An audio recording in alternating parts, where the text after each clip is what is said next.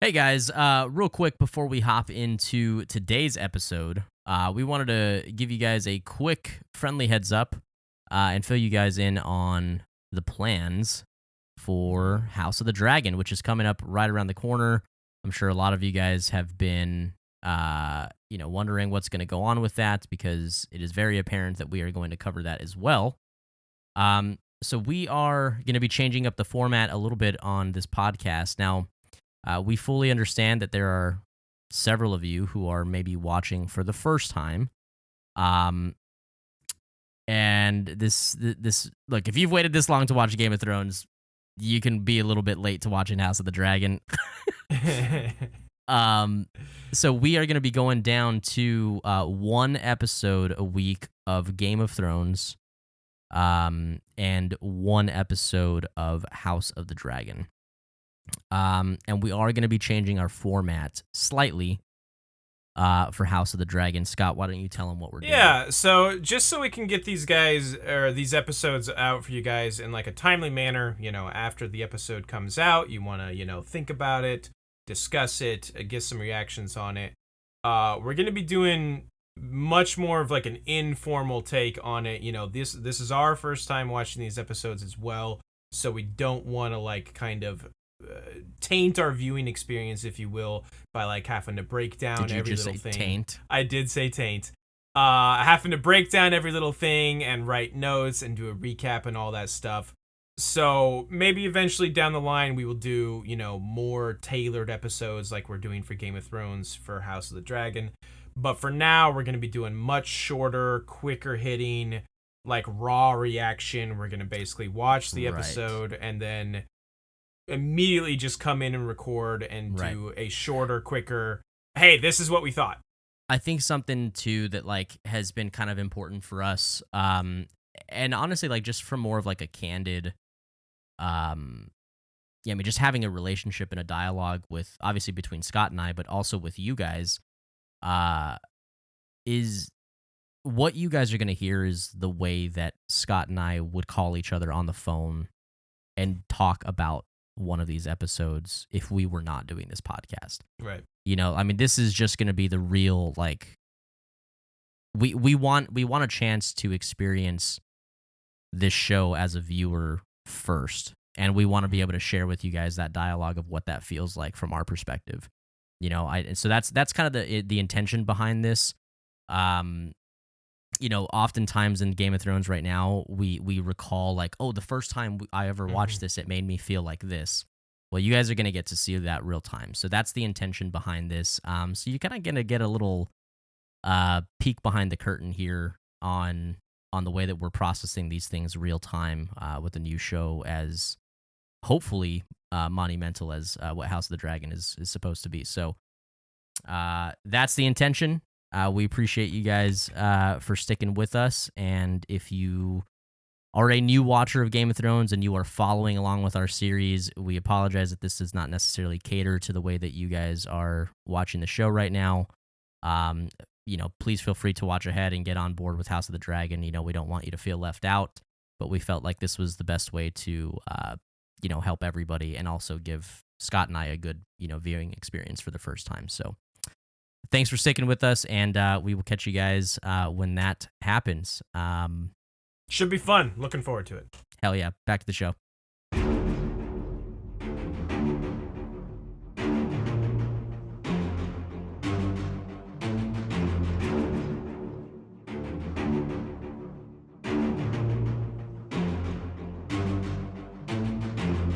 Hello, and welcome to another episode of the We Don't Wanna podcast. This is the show where two certified dipshits make uncertified takes about your favorite series.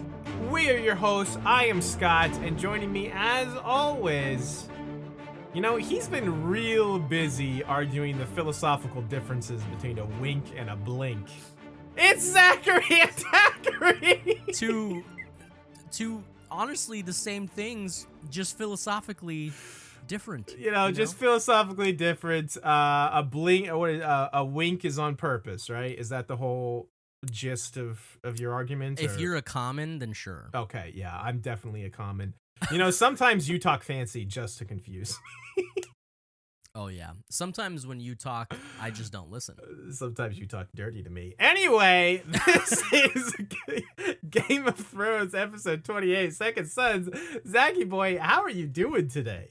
This fine I am day. doing the same as I was doing Oh no. at the beginning of the last episode that came out. Oh no. Well, you know, hopefully we got all our baseball talk out for the night last episode. And this time we'll try and keep it to a minimum for you know folks. what? I might be able to beat you there. Oh no. Oh no. Highest slugging percentage with runners in scoring position. Ohtani. Since World War II, by the way. This is not just this year. Yeah. Since Just World War ever. II. Yeah. Basically ever in baseball. 621? Uh-huh. What in the absolute fuck is Yeah. Ohtani doing out Well, there? you What got- a goddamn baller. Get the other part of it there. Also, lowest slugging percentage allowed with runners in scoring position. He's playing both sides here, okay? Hitting it from the front and the back. Oh, both sides. 201. Here's the long and the short of, for those that don't know baseball and their stats, the long and the short of it is Shohei Ohtani is the greatest baseball player in the world, and he's doing things that literally no one in the history of the sport has ever done because he pitches at an elite level and he hits at an elite level. The dude is a beautiful Japanese unicorn, and I love him to death. Yeah, he is fucking incredible. There it is. There we got. We got it. We got our baseball bit. We got our in baseball there. talk in there. Just had to dip my tip in a little just bit. had to dip the tip. I am doing also the same. In case you were going to ask, I'll just beat you right to it there. Probably not. We don't care. You know, listen, few people do. Yeah, that's true. But you know, we had fun. We're having fun recording. Yeah, tonight, yeah. I feel good about last episode. It was a good time. It's gonna Had a lot of good stuff to. You know, talk now about. that we've put that out there in the world, people are gonna hate it. But And people know that we're going back to back. Yeah, I mean, yeah. They know Look, that. I mean, I did saying, was flip my hat around. Yeah, you were real lazy. I changed shirts at least to keep like some semblance of the illusion alive. I flipped my hat around and I grabbed a couple high chews. Zach, before we started, just a little inside baseball here. Zach goes, do you know what high chews are, Scott? And I'm like, yes. He then proceeds to fiddle with his camera's autofocus for 20 minutes so we can see the high chews. And I'm like, I fucking know what they are. Yeah, see, he's perfected it now. It took him a long time before. You think we have to blur that out anyway? Probably. Hashtag not sponsored by Haichu. But Zach tells me I'm just going to be eating Haichus throughout this entire episode, just so you know. But I don't want to disgust all of you guys listening, so I won't actually do that. See, also, I'm a professional. I was fine with it. You claim to be professional. I thought it would be kind of funny, so I was fine with it. But he promises he's not going to do so. I do actually have something funny to share with everybody. True. True. Yes. Tell us the story. I heard like one side of this conversation. So my mother calls me like 5 minutes before Scott and I are gonna record tonight. We're already on the Skype call. Yeah, we're already on the Skype call. And she's like, hey, what are you doing? I tell her, hey, we're about to record.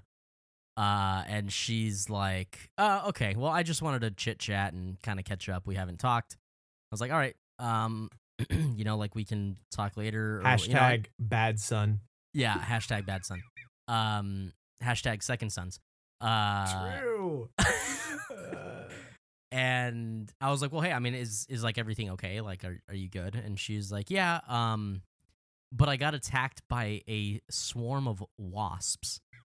And I was like, hold on, what? Like, did you like get stung? And she tells me, oh yeah, I got stung a lot on my back. All up and down my back. And I'm like, mother, like, are you like okay? Mm-hmm. Yeah. She's like, yeah, no, I'm okay. Just got stung a bunch. Apparently they had a nest there at my mom's place, and they were doing some good old summertime cleaning, and she went and swept somewhere that was in the vicinity. Yeah. and they just decided that they did not like that.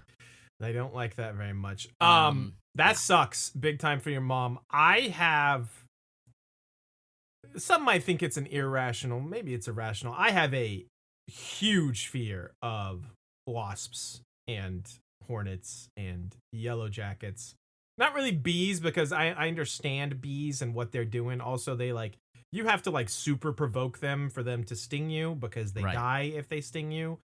But hornets and wasps and yellow jackets don't die, so they will sting you just because they feel like it. So when they were talking about those like murder hornets, were you terrified? I mean, I don't think they were anywhere near the vicinity of where I lived, but I'm generally just always in terrified of murder hornets. You live your life in constant fear of hornets. Constant fear of hornets. I don't think I've ever seen a hornet in real life. Really? So hornets specifically. Hornets I hear are huge. Like, they're very big. We have them out here. Really? Like East Central Texas, I don't know if I've ever seen them. Where I grew up, we had a lot of the black wasps and yellow jackets. And yellow jackets are mean motherfuckers. Like, yeah, those are fucking assholes. They are not huge, but they will come after you and sting you if you glance in their direction. So I fucking hate those fuckers. They can go straight to hell. Have you ever been stung? Oh yeah, definitely. Okay, good. I've never been stung by I think the first time I ever got stung was I stepped actually on a black wasp, and it stung me in the foot when I was a kid. That sounds like I'd rather be stung like on the arm, not on the bottom of the foot. Yeah, it wasn't great. I did a decent amount of walking around barefoot when I was a young kid growing up. You grew up on a farm. That's not smart. No, it definitely was not safe. So much rusty bullshit around. But explains why you are the way that you are. Yeah, probably. But anyway, that's not okay. Don't fuck with hornets or wasps. Your mom. What I guess I was gonna say was, we always had that raid spray, again, hashtag not sponsored, that like shoots like a laser beam like 50 feet and kills wasps and shit. Dude, that thing is, you feel like a fucking monster using that. I don't know what voodoo witchcraft they're using to get that shit to spray so far in like that and laser. so accurate. Yeah, so accurately. But it's truly miraculous. Yeah, we had that shit around, and if I saw like a yellow jacket or a wasp nest, they're about to die. They're just super about to die. So your mom needs to invest in some of that shit. Yeah, I mean, halfway through this conversation, I was like, if you guys knew there was a nest there, like, what were you doing there? Yeah, that's a terrible idea. Anyway, that's what's going on. But hey, I'm ready to talk some Game of Thrones if you Let's are, Scotty. Talk some Game of Thrones. You guys probably saw at the beginning of the episode that we've got merch available. Let me just give you guys a quick reminder before we hop in here. New merch is available. 3 new designs on a bunch of different articles of clothing. It's not just t-shirts and hoodies like last time. There is something for everybody out there, and in a lot of sizes. So, and sick-ass colors like mauve and dusty blue. That mauve goes hard. It really does. That mauve goes really does go hard. So check that stuff out, guys. We're really happy with this merch drop. It's a great way to support the podcast. Scott and I have been chatting up about, like, hey, what are some ways that we can have some things out there that are a little bit more available for you guys to be a part of the community or just have some fun with the podcast rather than just listening. So merch drop was step 1. And as far as support goes, several of you guys have asked us, do you guys have any other way to like support the show? That and telling your friends is what we do. As of right now, as of recording this, we don't have anything extra like a Patreon or anything like that. So pick up some merch if you guys want to, support the show. It goes a long way. Definitely. We got some sick designs. I'm real happy with them. Zach did a great job. So shouts to you, buddy. I think they're just real fun designs to be wearing. And I had the thought, Zach, actually, we did our first mention of this. Well, you'll have seen promos for it, but we kind of first mentioned it on the podcast in the previous episode. And I had the thought of like, man, by the time this actually airs and comes out, somebody could already be wearing the merch while listening to this. So It's Yeah. kind of cool. So Yeah, definitely. anyway, let's jump into Game of Thrones episode 28, Second Sons. I'm gonna kick us off here on the recap, bud. Are you rock and ready to rock and roll? I'm rock hard. If that's what you're I trying was to ask. gonna. Yes, I'm always trying to ask that. We begin somewhere in the Riverlands where Arya grabs a rock and is looking to bash the hound's head in. Boy, I can't speak. While he sleeps, he wakes up and he tells her he'll give her one shot, but if she doesn't kill him, he'll break both her hands. She reconsiders. Arya thinks that he's taking her back to Joff and Cersei at King's Landing, but he tells her of her uncle's wedding at the twins and how he plans to ransom her back to her brother. In the east, Daenerys meets with the captains of the sellswords called the Second Sons, who are fighting for Yunkai. We meet Miro, aka the Titan's bastard, some other rando guy, I never remember his name, and Dario Naharis 1.0. Yeah. Not to be confused with Dario Naharis 2.0. The beta version. Beta version of Dario Naharis. Daenerys offers to pay them more than the Yunkish if they come over to her side, and Miro is a real asshole. On Dragonstone, Mel and Gendry have arrived, and Stannis confirms he looks like Robert's son. In the dungeon, Davos is working on his reading skills when Stannis comes in and visits him. Stannis tells Davos that Mel has Robert's bastard and plans to sacrifice him for the power in his king's blood. Davos protests at killing this innocent boy, and Stannis gives him the "Oh, Melisandre says I'm the Lord of Light's chosen one to stop the eternal darkness, and I didn't ask for this, but we must do our duty" speech. Nailed it. Yeah, thank you. Stannis says he's going to free Davos as long as he swears to never attack Mel again, and Davos agrees. But he continues to argue against killing Gendry. Davos says he thinks parents made up the gods to comfort their scared children. Stannis counters by saying he saw a vision of a great snowy battle in Mel's fire, and Davos saw her smoke baby, so that there's no denying her power. Back in the east, the captains of the Second Sons talk about how to deal with Daenerys and her army. Miro says they should assassinate Daenerys and they won't have to worry about the army. They draw lots and Dario Naharis is selected to do the deed. And boy, does he. Boy, does he. In King's Landing, Sansa is getting ready for her wedding when Tyrion comes to talk with her. He tries to be nice to her and tell her he'll never hurt her, but it's pretty awkward. In the Great Sept of Baelor, Marjorie wants to be friends with Cersei, but Cersei is just absolutely not having it. Not having it. She starts by subtly threatening Marjorie by telling her the story of the reigns of Castamere. We might need to talk about that story, Zachy boy. Then she finishes by unsubtly threatening to strangle Marjorie in her sleep. She starts subtle, moves to very unsubtle. Starts subtle, and then it's just like, yeah, you're gonna die. I'm gonna kill you.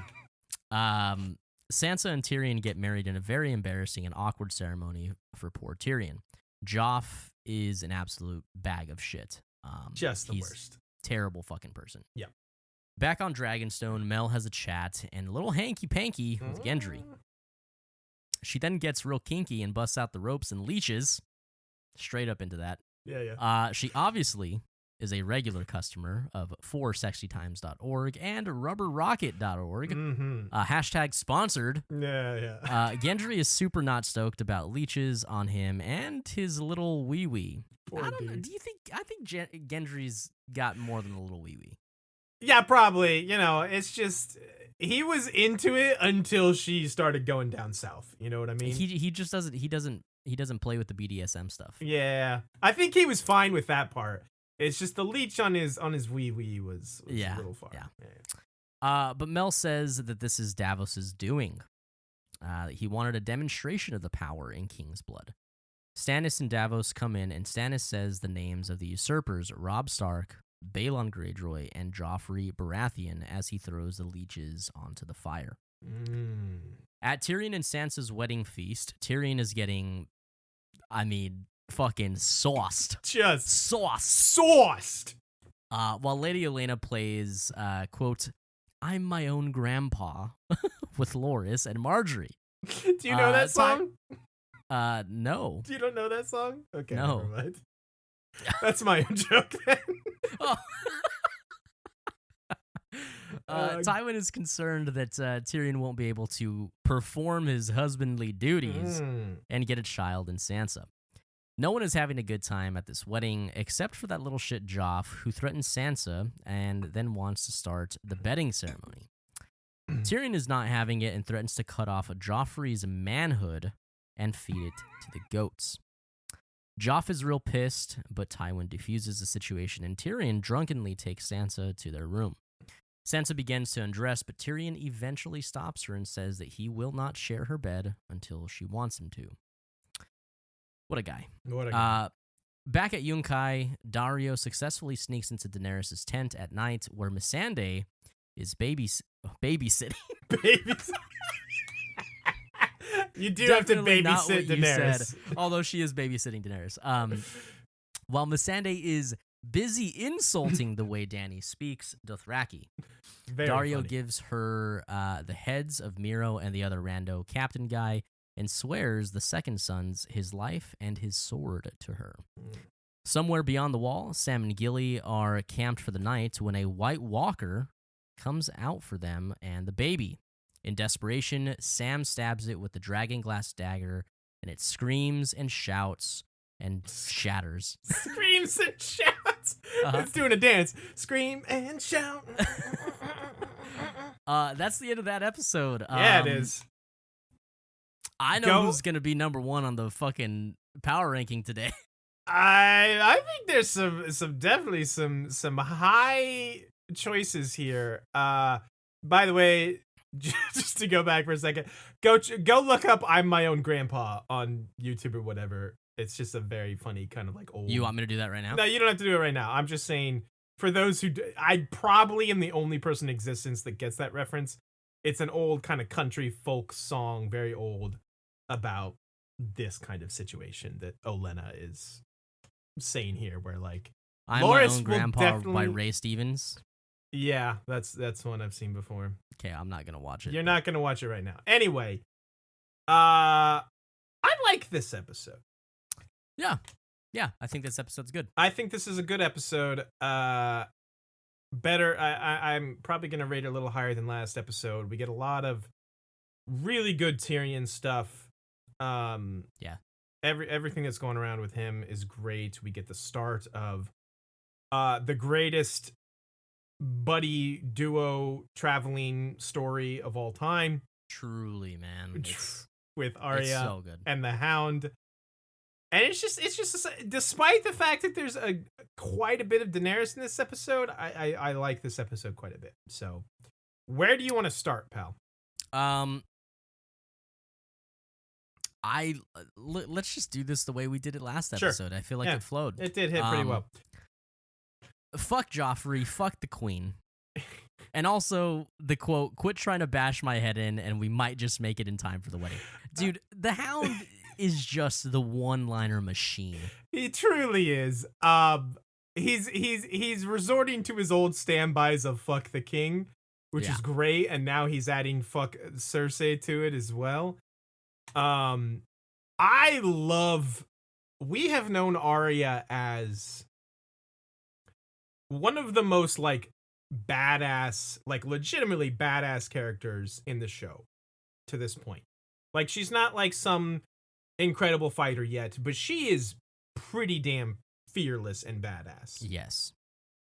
So I think that says a lot about the fact that she's ready to drop a fucking boulder on. Well, right. She's even ready to bash his face in with a rock, but even she is intimidated by the Hound enough to reconsider what she's doing here. You know what I'm saying? Yeah.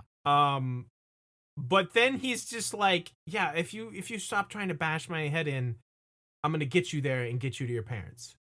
And like, were those other fuckers gonna do it? Like those Brotherhood fuckers you love so much? No. But I'll do it, and you're lucky to have me, basically. And he's kind of right. He is kind of right. He's Like kind of right. it's hard. It's hard with her perspective to be like, yeah, I'm lucky. Yes, but because she hates the Hound. right, of course. He killed her friend, and she has not forgotten that. He is on her list that she says every night. So she is definitely not happy about her situation, but Hound's kind of right. He did save Sansa. That was not a lie. And he is probably one of the best people to protect her and get her there safely. Yeah, it's I don't think that it's premature for me to say this because we've seen things kind of unfold for the Hound and his character. Mm-hmm. But it really is just impeccable how Game of Thrones is able to have such a character shift and it be fluid. Yeah. Like watching that on screen, even for the first time. Remember, I hadn't read the books at this point. Sure.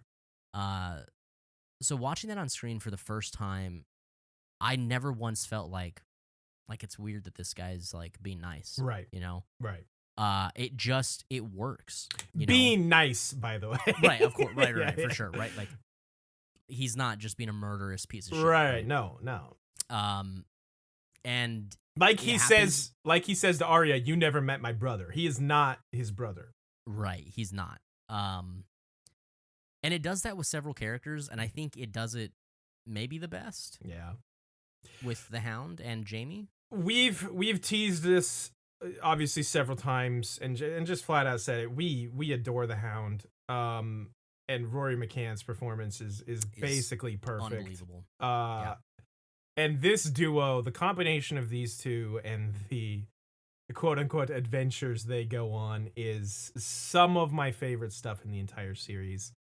And we get the start of it here, and it's already great. This isn't the best one by any means, like the best scene between the two of them, but it's a little bit of foreplay, just right, getting us ready. It's just such a good dynamic between the two of them, and you're right. The Hound's growth and change as a character throughout the series is truly a phenomenal one. Right, never feels forced.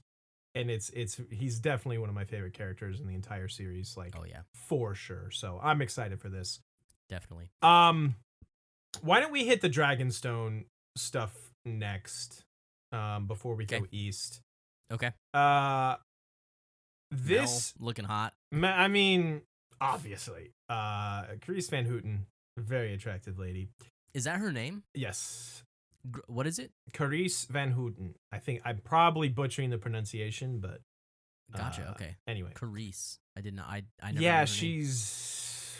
I can't remember the country she's from, but European, obviously. Sure. I gotta talk about this Davos Stannis. Oh my lord, yes. Because it is fucking great.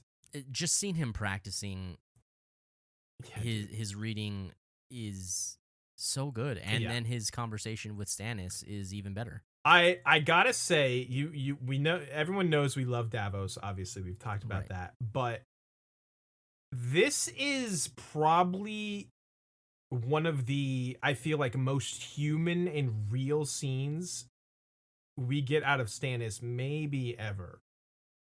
Oh yeah. I didn't know where you were going with that. I was like, I feel like we get a lot of human moments from Davos, but no. No. For Stannis specific, right. Stannis is like a wall most of the time, like just unyielding. He's just like, bah. But this one, you can tell he is conflicted. He doesn't beaten, man. Right. He doesn't want to kill this boy, but he feels like he has to. Like he believes in Melisandre's magic, and this is what she's telling him. And aside from this just being like the direction that you like the writing was given for Stannis, like when you're humanizing these moments, like, and actually putting yourself in the perspective of like somebody who might be going through this, what better person to have like to bring that out of you than Davos? Yes. You know what I mean? Like he's meeting with.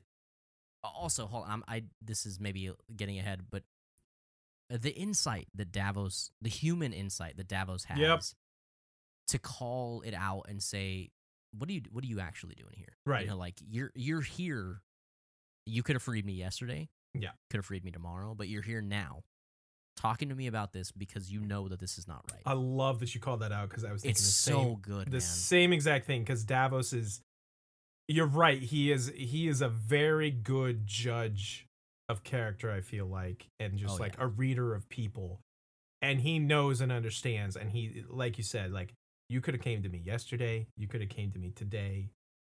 You don't want to do this, and you knew I would counsel against it, basically. It's a phenomenal scene. I have one a couple quotes here that I absolutely adore that I have to call out. When Stannis says, "I came to free you if you swear never to raise your hand against the Lady Melisandre again." And Davos is like, "Fine, I swear it." And then he's like, "But I can't swear never to speak against her again." And Stannis just goes, "You have little regard for your own life." Very little. Very little, Your Grace. Verging on none. And I'm just like, God damn it, Davos, I love you so fucking much. Like, it's just, like, aside from that being just, like, such a character-defining, like, insight Yes. to Davos, like, if Stannis had even a fucking, like, shred of like, I guess what's the word that I'm looking for, like being able to identify like human emotion and like like this, like you said, he's a wall, he doesn't regard that type of stuff. He would see that Davos is so sincere and genuine about him speaking out about Mel just based off of that answer. He's like, no dude, like, it's not about my life. Like, I'm telling you like it is. Yeah, I think that's you hit the nail on the head. Like, the reason I love Davos the most is exactly that. It's sincere and genuine. Like, he is just the most what you see is what you get, dude. And he, you know, he doesn't know this boy at all, but he is risking his own life. And this is not the first time he's done this, to like say what he believes is right and good. And he's like, yeah, very little, verging on none. Like, but you knew I would counsel against this, which is why you're coming to see me now. He's the best. This scene is incredible. I think this is my favorite Davos scene so far. Like, there have been some really good Davos scenes, but I think this one definitely takes it for me so far. Yeah, I think I'd have to. I'm trying to think. Yeah, I think I'd have to agree. He's had some good moments, and I've called him out because I love Davos. But this one is really incredible. Like I said, because we don't get this side of Stannis very much or very often, and I appreciate that. And it as well. only works because it's with Davos. Correct. Then we get, of course. Go ahead. Oh, so, I'm sorry, buddy. No, I was just gonna say I was gonna move to the next Dragonstone part. Oh, okay. Well, but before we move, also, Davos's take on God and religion, I'm here for it. Oh, I'm glad you brought this back up. I mean, that's a great line. Like, that's a great story from him. We don't, you know, Scott and I kind of have this like unsaid rule of like talking about like religion and politics and stuff like that. Sure. Like, I am on the same page as Davos. Like, I identify with that way of thinking so much. That's my take. Whatever take you want to have, whatever you believe in, I think this line and the way he delivers it is great, no matter how you feel. Just like, and that again just shows like the genuineness of Davos was just like, he just wanted to make his son feel safe and secure, you know? And like, he that's all he really cared about in that moment, was like, you know, his son's comfort and his son's well-being.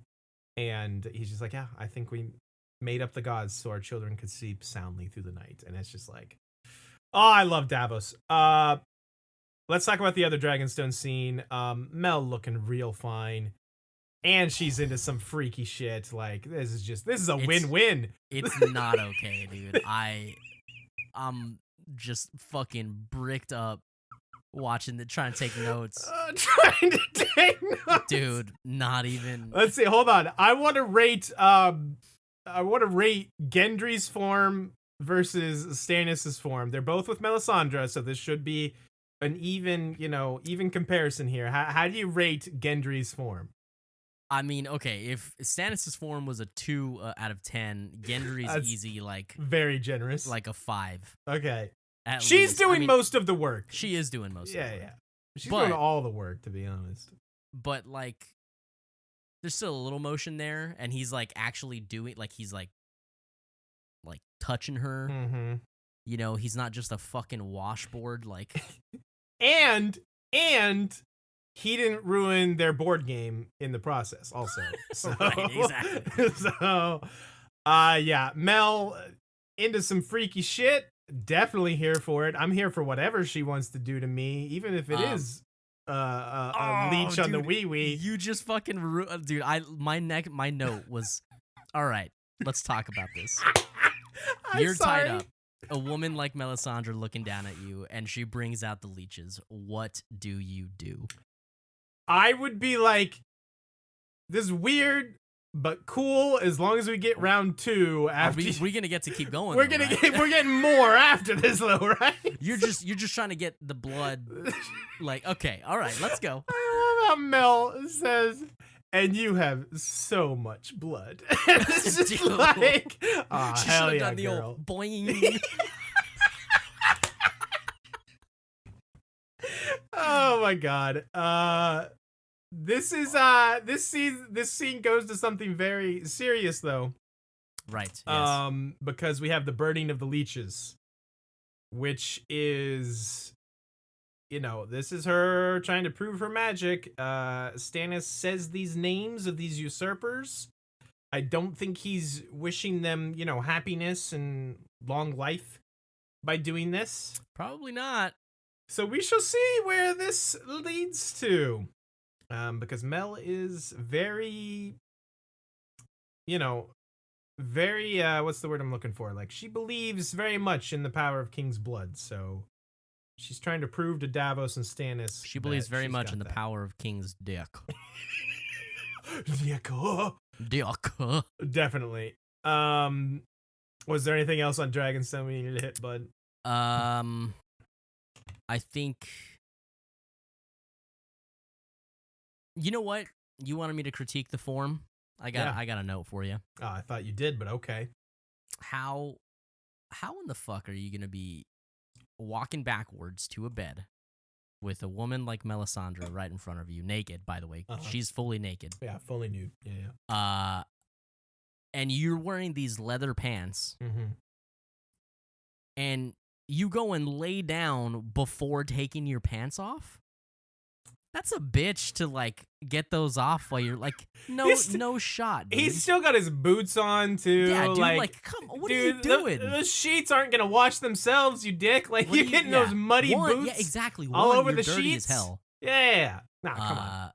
No, he's not dirty. He got washed before then. That's right? true, yeah. They're still probably, you know. But still, either way, boots. what It's I'm a saying castle. is, like, dude, like... You see, Listen. because then she has to pull the pants down a little bit, Well, and it's like more around his like thighs, and you're limiting yourself there, guy. Gendry is just putty in her hands at this point. Like, dude is just like, he doesn't know what he's doing, and she's just like super hot and just like guiding him in all this stuff.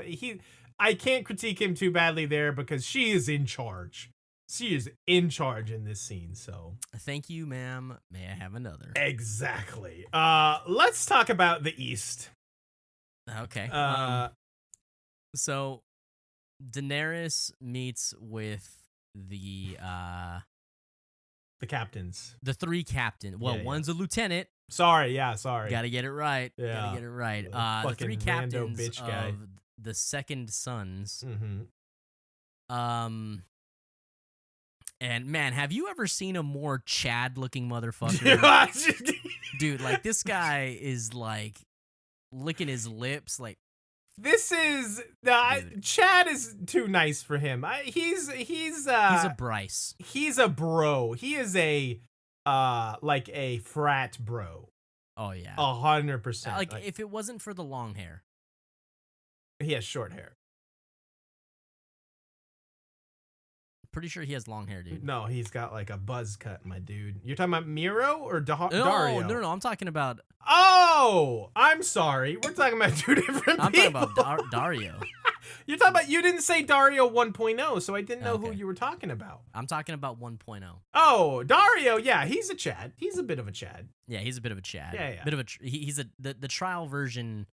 Dario is a bit of a Chad. Yeah, do we want to compare the Darios now or later? We should probably save we that gotta for compare later. him later. Yeah, later. Spoiler alert: this dude gets recast.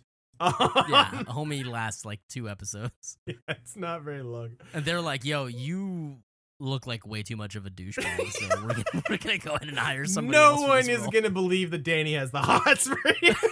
Yeah. Anyway, Miro is the frat bro, like captain of the football team douchebag. Yeah, that's true. Yeah. That I was talking How about about. this motherfucker's tongue flick though? That's he does it pretty well. I gotta give him props for that. Was like he just that's a thick tongue. Got a lot of fucking wave to it, you know? That is a meaty ass tongue, my dude. Anyway, you know, they have this conversation with her. Mero is a dick. Random dude is whatever. And Dario he's playing it cool. He's like, oh, I hope the old man, is better with a sword than he is with a lie. It's like, okay, solid call out there, Dario. You're not an idiot. Right. And then of course they have their talk about we're going to kill her, and they draw the lots for it, and Dario gets chosen, but then he's just like, nah, I think I'm just gonna kill you guys instead, basically. I have to so like aside from just like recapping what's happening here, I just have to address like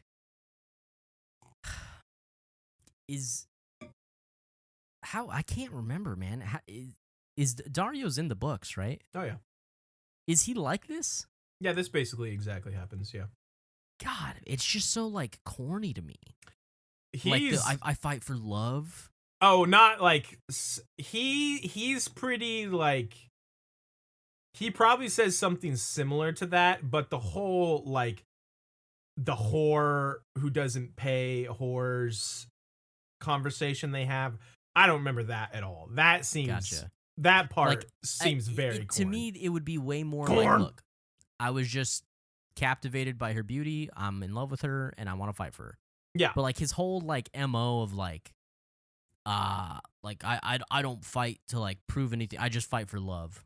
Like and like his like the I don't know. I just think it's like kind of I would maybe say this is just the typical dude bro, and maybe the chicks love this shit. So like fuck me. I could be wrong. I probably am, but to me it just doesn't work. Let me put it this way, from what I can remember, because I'm in all the way in book 5 now, but in my reading, but he's relatively book accurate, especially this version of him. Is he as prominent as this? Or like, what do you mean, like prominent? Is he like he becomes like kind of a?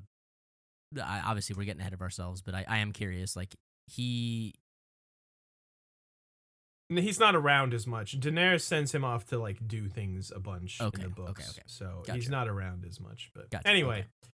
I love Missandei calling out Daenerys for her shitty Dothraki. I thought that was hilarious.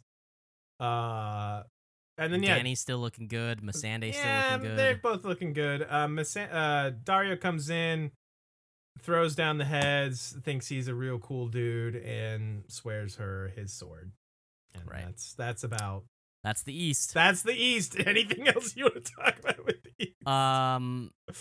No, not anything else in the East. Okay.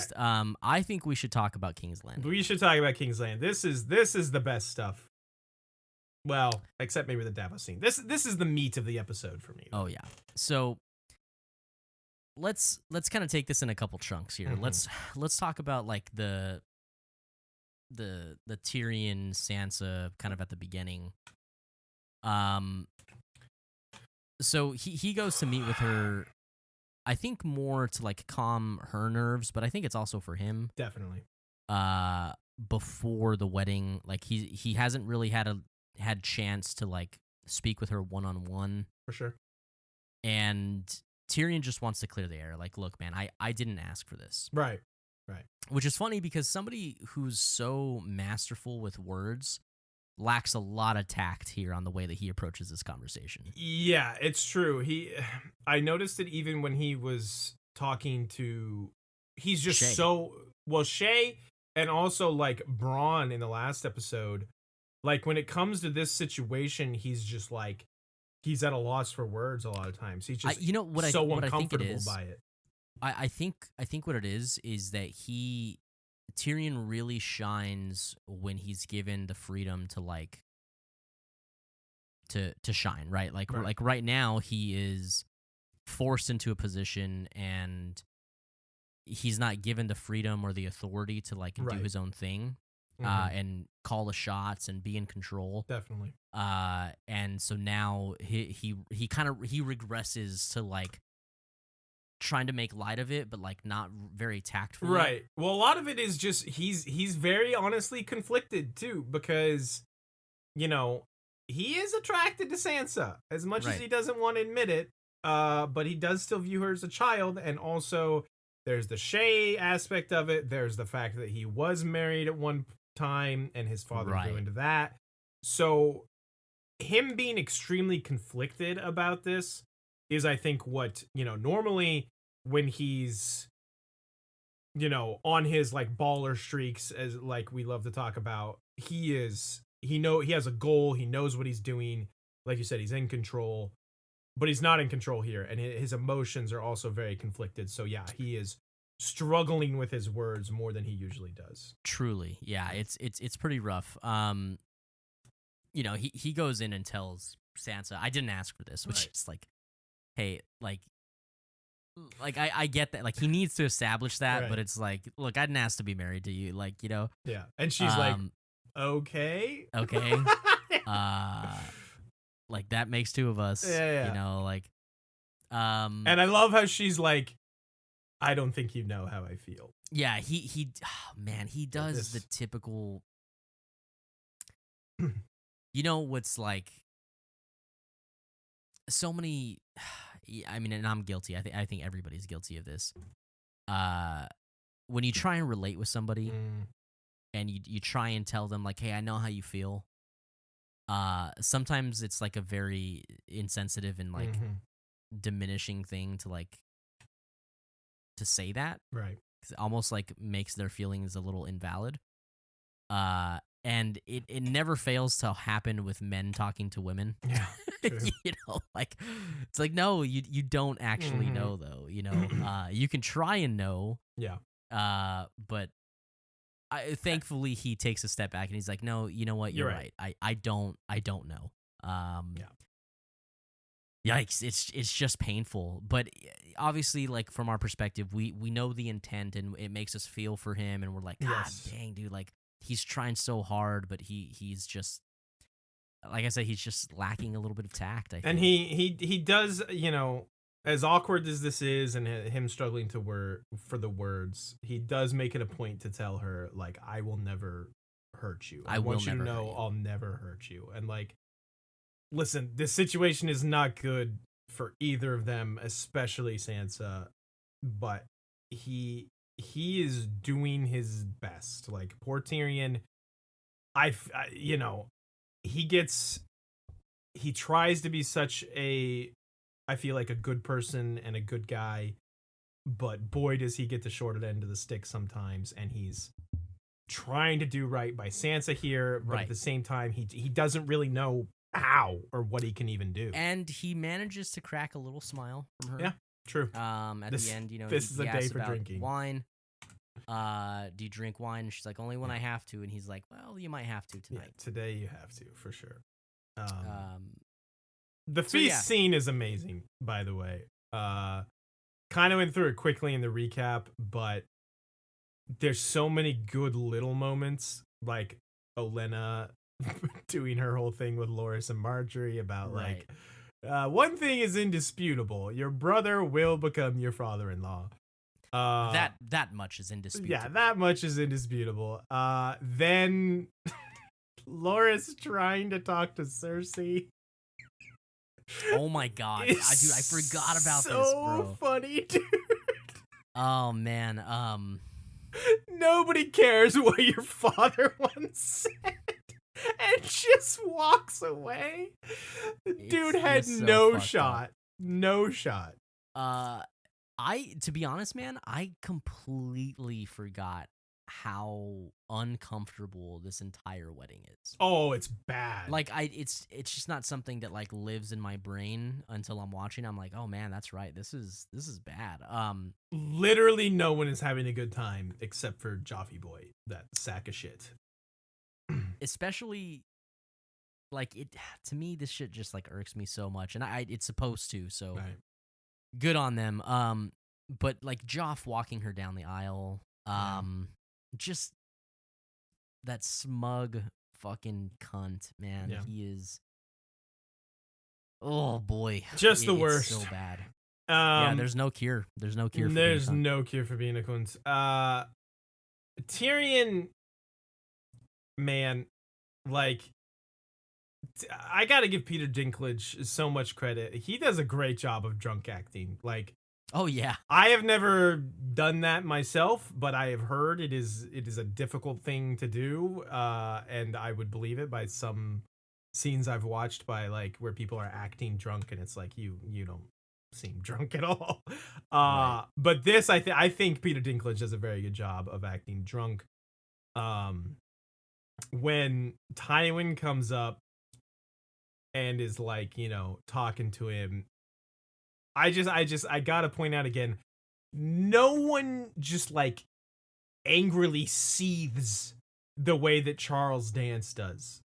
Oh, like yeah, when dude. Tyrion is like doing all his dumb shit and saying, being funny and being drunk, and you can just hear him heavily breathing, and just he's so angry, and he's trying to like keep his composure in this, very public setting. It's very good. I think they both do an unbelievable job in this sequence. So you explaining this just kind of made me have the thought of like Tywin is constantly the level of angry and disappointment that when you're a little child, this is how you feel your grandfather is when he's pissed off at you.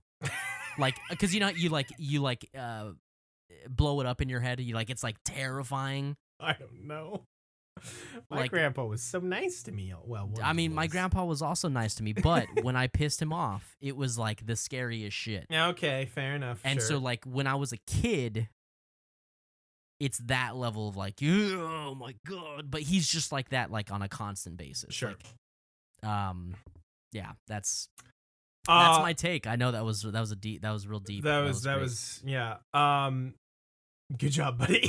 Yeah. We jumped ahead a little bit. We have to go back to the Cersei and Marjorie scene. Oh yes, because I think we need to talk about the Reigns of Castamere a little bit. I mean, Cersei, tells the story and explains it to us basically, but just like, if that is not a perfect example and representation of who Tywin Lannister is and how terrifying he can be, right. I don't know what more you want.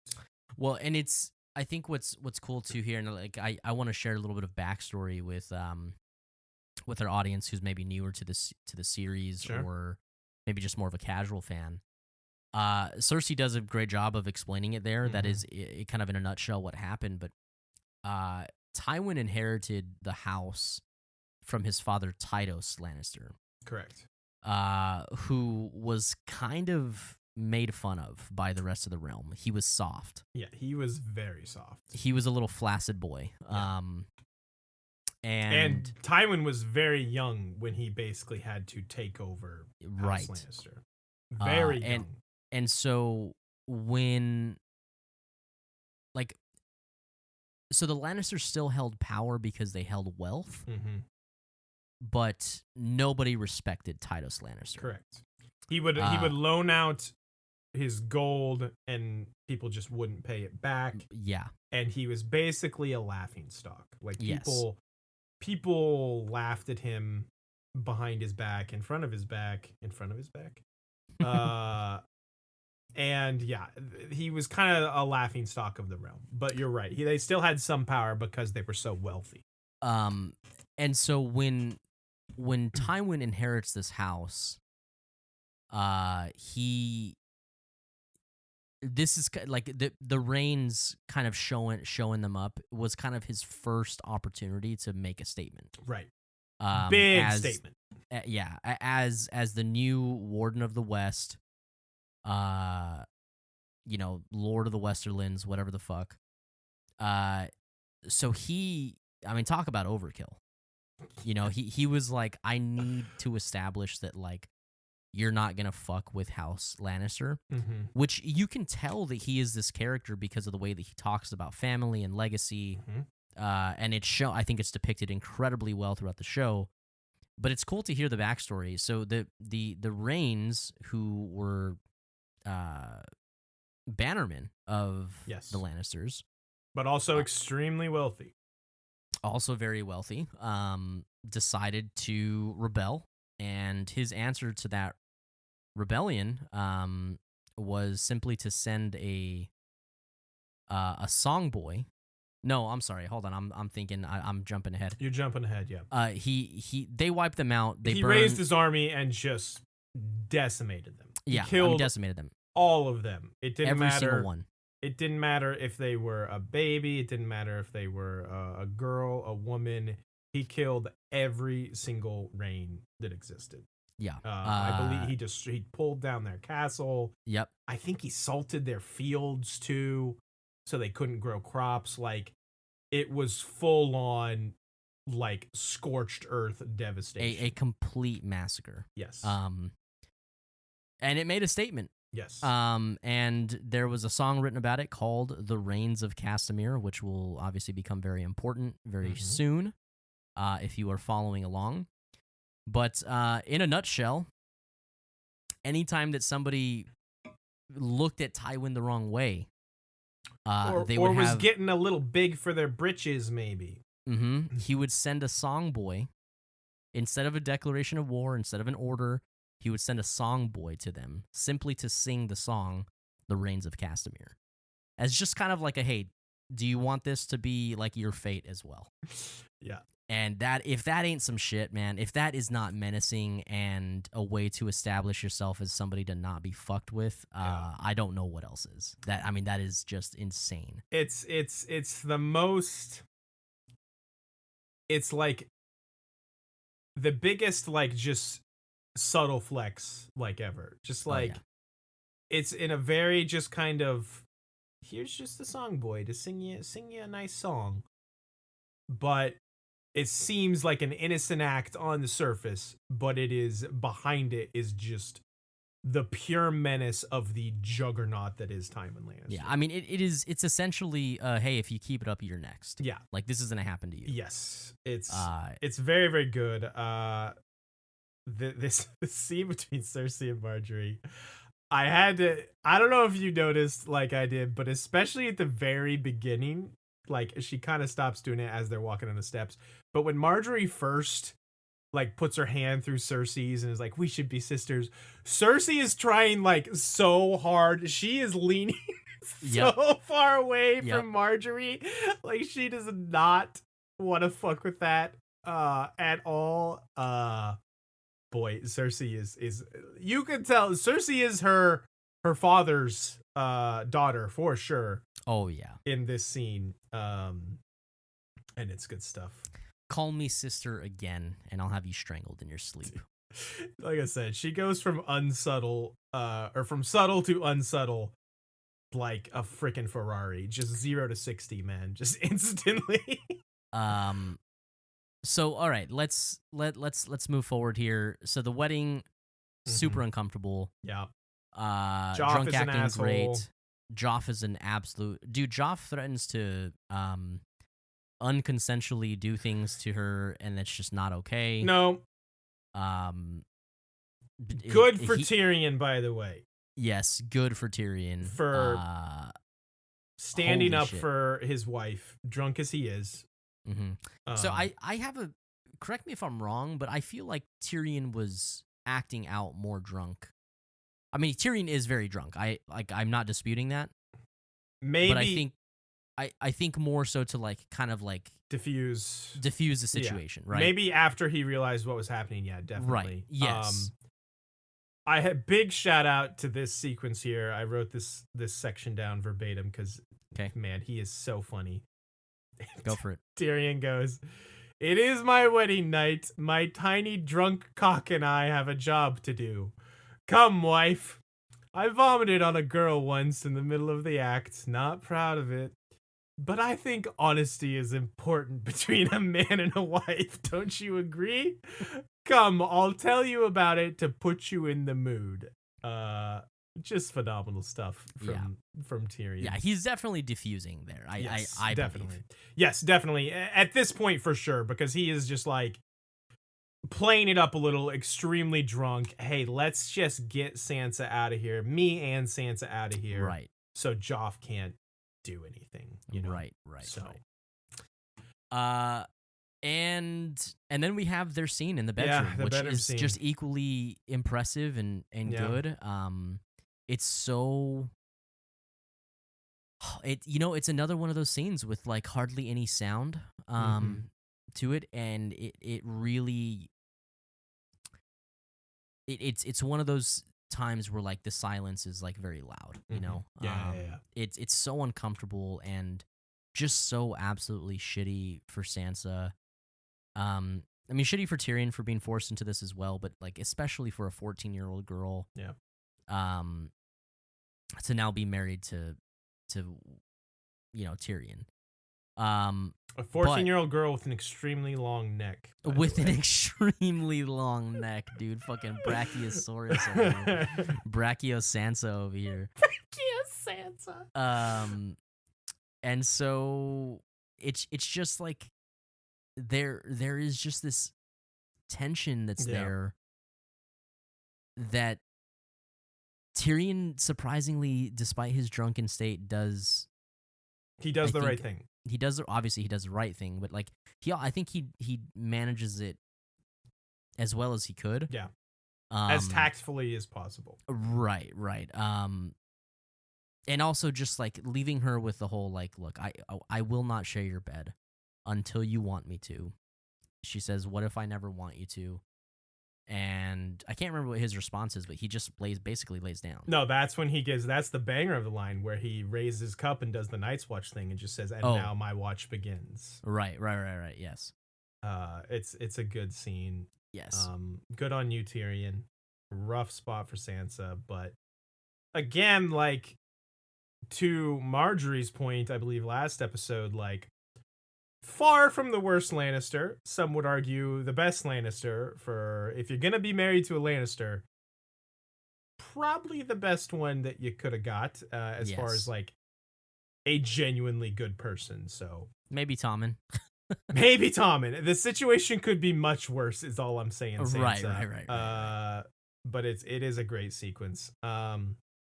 Anything else in King's Landing, and you want to move to the last? I think King's Landing is pretty wrapped up. It's good there's stuff. A lot that happens there. There's a lot to dissect. So sorry we spent a little bit longer time there, but I think the last place to go here, Scott, is to talk about Sam in the North. Yeah. Now, our newly crowned, they haven't called him this yet, but they will. Sam the Slayer. Sam the Slayer. Dude kills a White Walker. The first one that we see die in the entire series. This is not to be dismissed or underestimated. This is a big deal. Which I have to admit, I fell into that trap my first time watching it. Sure. I was like, like, okay, that happened. Yeah, think about how... This is a big fucking deal. This is a big fucking deal. Think about how much Jon, who we know is a pretty good warrior, struggled to kill just the White. Yeah. He got big help from Ghost, help from Mormont, I guess, if you count Mormont bringing him a lantern. I mean, I would say the ultimate help from Mormont. The ultimate help from Mormont, true. This is not a White. This is not a mindless shuffling ice zombie. This is a fucking full-on White Walker. And to be fair, it's obviously its attention is very focused on taking the baby. But Sam straight up kills that mofo, and hey, dragon glass is important, turns out. Because his sword didn't do shit, got shattered immediately. But that dragon glass by the dagger, way, speaking of the sword shatter, the sound for that is so good. the sound is good. The CGI is kind of terrible. The CGI is not great, but like when he grabs the sword and it just like starts ringing, oh my god, it's so Is good. this your like apology for just reaming the audio engineers last episode? Just Zach was not having it last episode. I have to admit, I don't think like until you and I started, I guess like just our friendship, because our friendship is just kind of based around this type of shit. And like I've never really talked about my feelings toward like what sound does for a scene. That's so funny. And like just being able to talk, like I guess that is something that matters a lot to me. Apparently it does. It's important to you. It does matter. I pick up on. I feel like I pick. Oh yeah, of course it matters. It really matters. But I never, until I had somebody, this like friends, until I had somebody to like talk about this stuff with in this manner, I don't think like I had ever really like acknowledged that about myself either. Well, yeah, whatever, bud. You're a fucking weirdo. What can I say? Yeah. This first we get the cute little scene between Sam and Gilly. I love when they're talking about names and he mentions his father, Randall Tarley. That's a handsome name. Yeah, the way he delivers, just so like terrified and sincere. Please don't name him Randall. Like I feel for my boy Sam so much, because it's like his father, much like hers, has just left scars, like mental scars. I mean, just the simple like bringing him up, leaves him trembling. Exactly. But it's a sweet scene between the two of them. And then he saves her and the baby, kills a White Walker. Big win for Sam. Yeah. Some might say he might get the ultimate win this episode. I don't know. He might. Was there anything else before we jump into that segment? I did have a question. I don't know if you can. I don't know if you know. I'm sure you know the answer, but so the crows, like the thing with the crows. Yeah. Okay. The White Walkers. Those are dead crows, right? No, this is confusing, and I don't know how much I should talk about this, because I very distinctly, so during this season of the show, I was living in Denver at the time, and my sister lived maybe like 20 minutes away. So her and her husband, Mike, my brother-in-law, would come over Sunday nights to watch Game of Thrones. We would all watch it together. And I can distinctly remember watching this episode, because I had read the books at this point, and I had loaned them to my sister. She was also reading through them. And when this part of the episode happens, there is a fairly important character that is introduced at this moment that kind of helps to save them. And in the books, yes, I'm sorry. Yes. And that's like the reasoning for the crows. There's like a relationship with the crows. And so when this episode cut to credits, I just like remember turning to my sister and being like, "Where's so and so?" Yeah. Like what's going on? Where is he? Like I know they pare down what they can and edit out, because like listen, as a lot of people are fond of saying there's like a million characters in the show, which is true, but there is 10 times probably the amount of characters as there are in the books, and they do their best to condense them. But like this one, I was like, you gotta have that character. Yeah, I mean, if they're gonna show the crows, right? Like so that especially, I was super confused about. I have to ask though, like there is something about them because like you know how like they can reanimate animals as well. Like we see it with the horses and like in the books they have like bear and like giant spiders and everything, right? Is there not like maybe I'm just thinking of wording, but like do they not use crows to like scout? No, I think this is someone else. No, I know what it is. I know now, like, you helped me make that Okay, connection, and I okay. realize what the crows are supposed to be here. I But can't am ever I remember a mistaking that? situation where the White Walkers use crows. Okay. I can't. I but- I thought that they like reanimated like crows to like go scout. Maybe I'm just thinking of something else or making that up. But I think you've read different books. Maybe some, I don't know. probably, I don't know what to tell you. yeah. Shit. But anyway, I do remember that, that moment watching this episode for the first time, being super confused as to where a specific character was. But Right. he will come eventually later. Same here. Big same. Let us move on that note. Let us move into Who Be Thrown In. Our weekly top 5 segment, of course, where we last left off. Tywin Lannister continuing on his tear at number 1. Robb Stark, wow, coming out of nowhere. I don't think he's been on this list. What is this he, John much. Cena? Yeah. Oh no, wait. Who is that? Who does the No, RKO? it's RKO out of nowhere. That is I can't remember. Randy something. Randy Orton? Could be Randy Orton. Yeah, it's Randy Orton, I'm pretty sure. Anyway. How did I know that? Holy fucking hell. I don't know anything about wrestling. I haven't watched wrestling in so long. Robb Stark at number 2, Jaime Lannister at 3, Daenerys Stormborn Targaryen at 4, and Ygritte at number 5. Good for Ygritte. I like her making the list there. So this one is gonna be. This might be tough. All right. Take them all off. Let's just. Okay, you want to start from scratch? Let's take them all off. Oh boy. Well, Dany is still in contention, so I'll leave her up. Robb is not in this episode, so we can. I think you pull Tywin down too.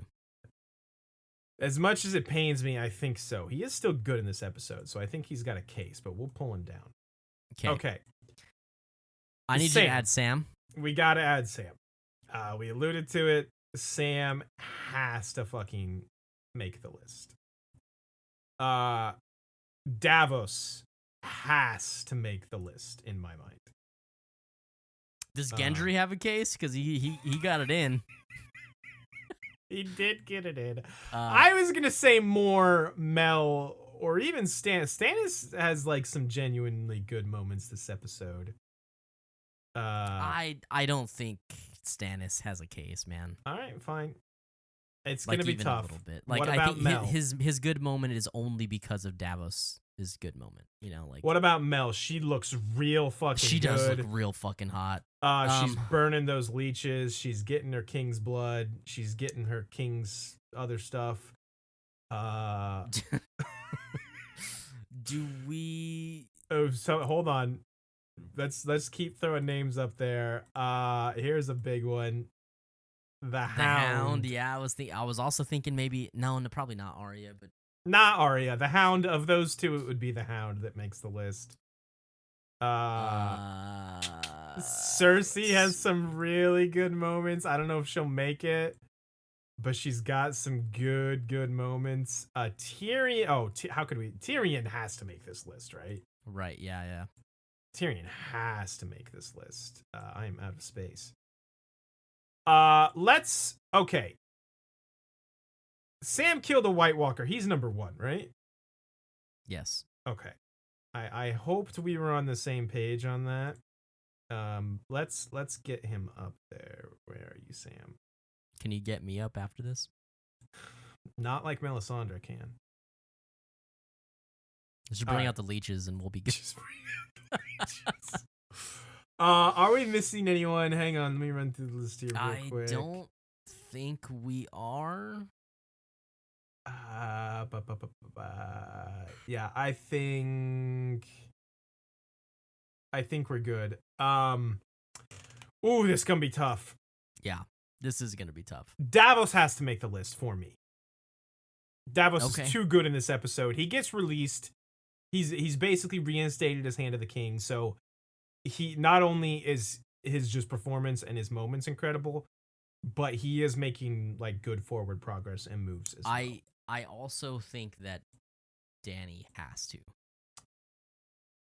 See, I kind of knew you were gonna say that. And look, man, we owe it to our listeners to be a little objective sometimes.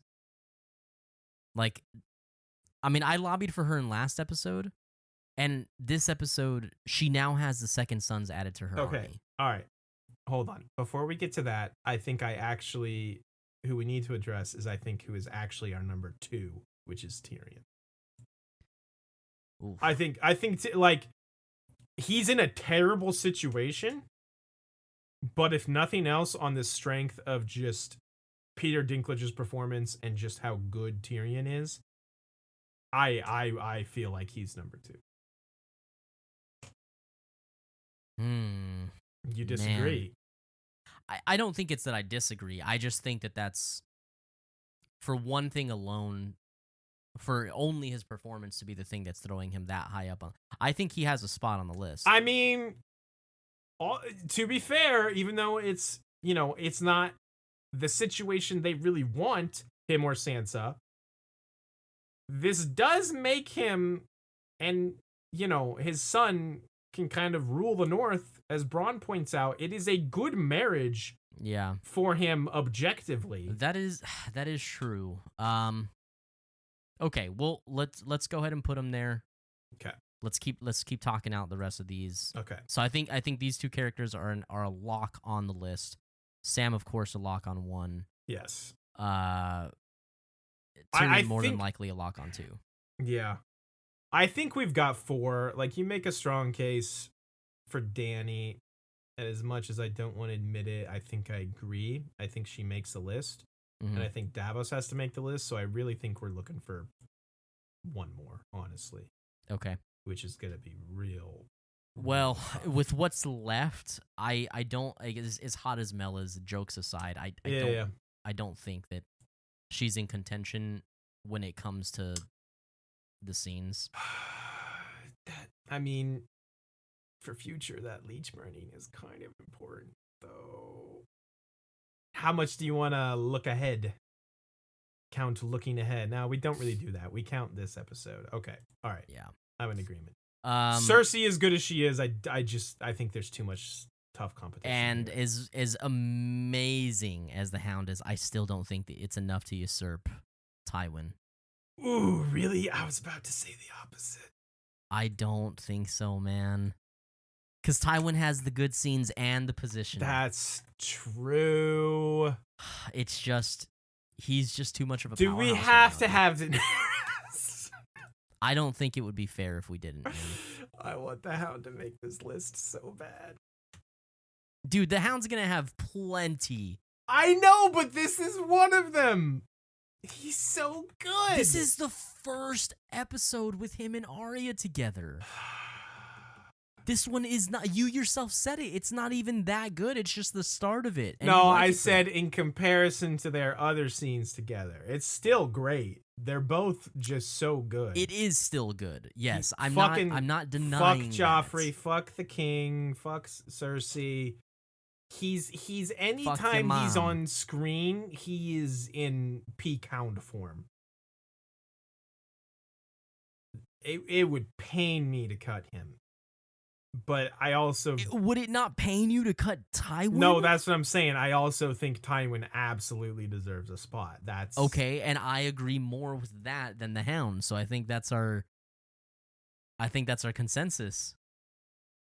I am not consensus on Daenerys. She got some sellswords. They're not even that... There's like only 2,000 of them. She's got 10,000 unsullied. She'll be fine. She's got 8,000. Now okay. She has 10,000. Thanks, Dario. Dario. Look, I'm okay with Dany being lower on the list if you want to argue that, but I don't think that there's any way we don't objectively have her on the list this week. Okay, fine. Okay, fine. Puts her at 5. You're such a cunt. Okay, fine. Immediately put Daenerys at 5. Okay, fine. Fine. We will lose the Hound. This is a travesty and a crime. I think, for my money, Davos goes 3, Tywin goes 4, but I could live with it either way. Wait, you think? Say that again. I think Davos goes 3 and Tywin goes 4. I think that. Hold on. Can I make a strong case here too? Don't try and move Daenerys. I think that she goes up. No, you're out of your mind. You're out of your mind. Danny was a lock, and we were trying to decide. No, I disagreed. You're lucky she's on this list. It's not me being lucky, Scott. I'm just. It's Yes. not that I'm like. You're lucky. You're rolling snake eyes over here that I even let her on the list. Oh my god! All right, look. This is what it's gonna be for our listeners. Danny will stay on 5. Yes. Simply because Scott and I actually don't like her. Look, this is our show. Okay? But she deserves a spot. Zach so is she's going to be at 5. To everyone out there, to Zach's credit, he is trying to be as objective as possible. And I'm just like, nah. Yeah. How do you feel about the placement? Because I could even see moving Tyrion if you really want to have that chat too. But I did think he was No, I strong. think he if nothing else, he's he is consistent. Yeah. Consistently good, and not just at a good level, like at an extremely good level this episode. So I think he deserves that spot. So you're good with Davos at 3, and okay. Yeah, I am. Tywin at 4, then okay. Yep. Okay, boy. That for was our listeners. I'm gonna do this thing in reverse. Uh-oh. At number 5, coming in at 5th place, got Daenerys Stormborn, the little fucking baby shit, Targaryen, and then at 4 we've got our boy Tywin Lannister. Number 3 we've got Davos, the Onion Knight. Number 2 with an incredible performance this episode, we've got Tyrion Lannister, and rounding off our list. Making the top spot. Is this his second time on the top spot? I don't think this is. I think this is his first time in the top spot. Okay. The fucking man, the myth, the legend, Sam the Slayer, Samwell Tarly. Samwell Tarly has appeared on the list only 2 other times, a 2nd place and a 5th place. So this is his 3rd placement on the list. Gotcha. Bang! Yeah, Bang. let's listen. Like you said, I think it's easy to maybe not dismiss, but like look past what he did. But the dude fucking killed a White Walker. He did kill a. No one has White done Walker. that for thousands of years for reference. Right. So Sam the Slayer is I feel like an easy number 1. Yes. Even though this was a packed episode. So. We need to give this episode a rating. Yeah, our new thing. We have started this. I want to clarify. We reserve the right to fucking change our mind on any of these ratings or anything we say ever, okay? So absolutely. Let me just put that out there. Absolutely. You go first. I went first last time. Okay, you did go first last time. I rate this episode a solid 7. Oh wow. That's high. That's high. Okay, I think it's a pretty good episode. I think it's a good episode too.